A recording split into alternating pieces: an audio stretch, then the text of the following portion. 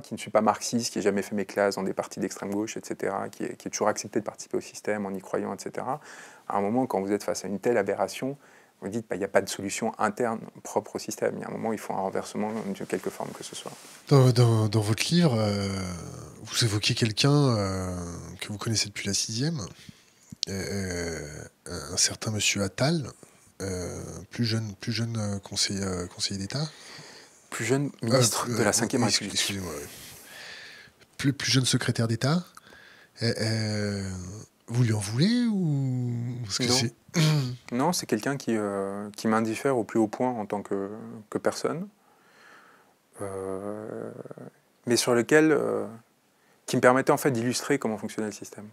Parce que j'avais vu en fait son parcours se construire presque les langes en gros quoi. Enfin c'est vraiment parce que cette personne était alsacienne depuis la 3e de maternelle, donc même si moi je suis arrivé qu'en 6e après avoir été dans le public, j'ai rencontré toutes les sphères sociales qu'il a formées, fabriquées, etc. Et j'ai vu quelqu'un de complètement indifférent à l'autre en fait, s'installer dans un système à quelque prix que ce soit et devenir ministre du simple fait de son arrivisme et de son ambition. On parle quand même de quelqu'un qui fait des blagues sur les sans domicile fixe et sur leurs odeurs de façon récurrente. Ouais, j'étais témoin direct. Non, moi j'étais témoin direct. Des personnes autour de moi, évidemment, enfin tous ceux qui l'ont fréquenté en sont témoins. Il y a des témoignages écrits. Quand vous allez sur ce blog dont parle l'Express, que je n'ai pas créé par ailleurs, c'est ça qui est génial. Il le titre en faisant croire que, enfin en donnant l'impression à Scoop, le 4 novembre 2005, Juan Branco, âgé de 15 ans, crée un blog, un Skyblog pour noter les filles. Vous avez attaqué en justice ? Non. Non, pas encore, et je pense pas que je vais le faire parce que je crois en fait à la circulation de l'information. J'ai peut-être une conception, je me pose vraiment une question, mais il y a vraiment une question de me dire, mais est-ce que c'est vraiment la justice de dire ce qui est vrai ou faux ? Je crois en fait à un moment et j'ai une assise sociale aujourd'hui qui me permet peut-être de pouvoir faire voir les mensonges et manipulations sans avoir à m'appuyer sur une autorité qui, justement, est là pour servir ceux qui n'ont pas ces moyens-là.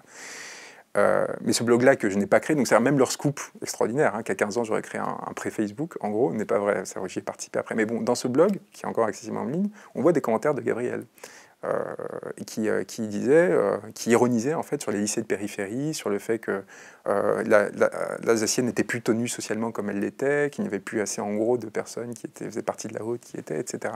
Cette personne-là, il ne s'agit pas de reprocher à quelqu'un ce qu'il a dit à 15 ou 16 ans, voilà. C'est en fait la constance du rapport qui s'est maintenu par la suite, parce que j'ai jamais... Alors ça, c'est aussi quelque chose de très important dans ce livre en général. Je n'ai trahi l'intimité de personne. J'ai jamais été ami de cette personne. C'est-à-dire, j'ai pas utilisé l'accès que m'aurait donné en confiance quelqu'un, justement, du fait de liens personnels pour les exposer.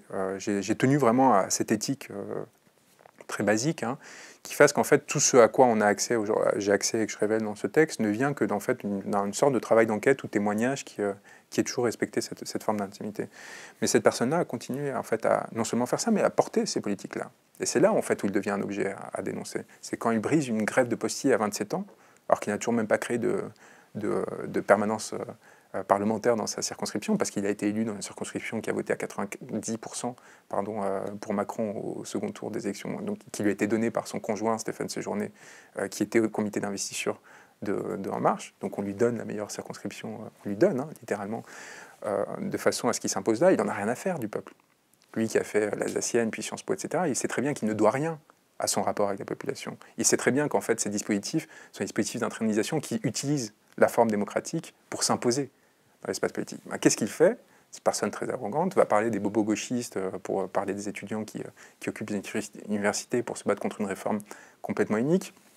Il va attaquer les cheminots, il va briser une grève de postiers en distribuant lui-même le courrier au sein de sa circonscription, postiers qui se battaient pour la défense du service public, et ainsi de suite. En fait, il va s'installer dans une politique au service des intérêts de ceux qui l'ont propulsé, qui va permettre à moi de faire ce texte, qui va tenter d'expliquer comment ça se fait que des personnes comme ça arrivent au pouvoir, et expliquer en fait les racines pour permettre de comprendre aux Français, de comprendre en fait comment en fait dans l'entre-soi du petit Paris, dès les plus jeunes âges, on va conformer des gens pour les amener à défendre des idées qui vont être au détriment du collectif. Et donc Gabriel, encore une fois, il prend cher. Mais c'est pas lui le sujet. Je m'en fiche complètement en fait. C'est juste qu'il va me permettre d'exposer des choses et je crois que dès le moment que ces personnes-là font le choix de rentrer en politique, etc., ils acceptent en retour le fait qu'on expose les raisons de leur engagement, etc., et qu'on les critique à cet avenant. Moi, je ne le critique pas, j'essaie juste d'exposer factuellement ce qu'il est pour montrer en fait à travers lui comment se fabrique dans le système de propagande en fait massif et de petits combinages, de combinaisons en fait de facteurs, les ministres d'aujourd'hui qui ne vont rien représenter et qui ne vont faire que porter des intérêts.